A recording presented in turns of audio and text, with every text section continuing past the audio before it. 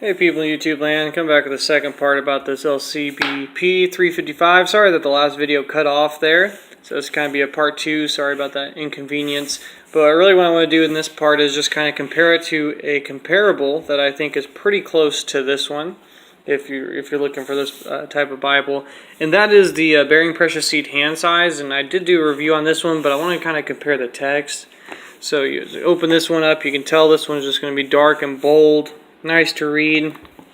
And then you've got the Bearing Precious Seed here.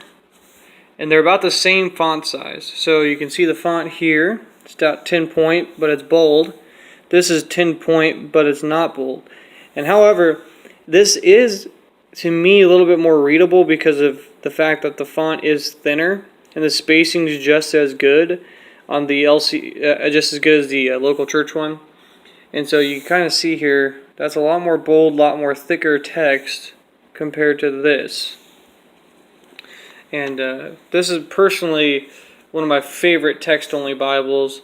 And you can see it's got the same amount of margin space. It's really nice. Even in the gutter you can see it's very easily readable.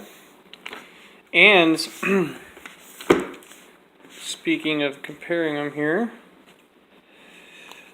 they're going to be about the same size. So you can see the width there is about spot on. However, actually, yeah, the local church is slightly taller.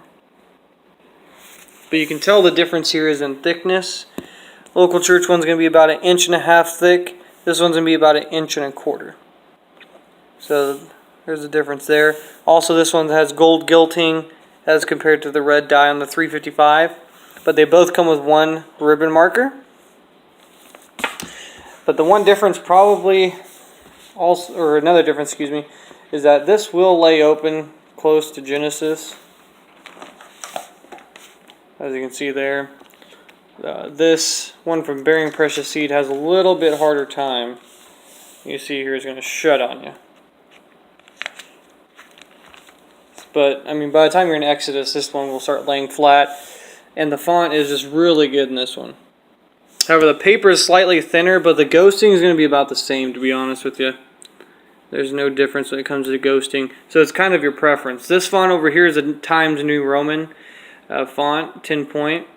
And so it's a very readable font that you read on a lot of documents and stuff like that.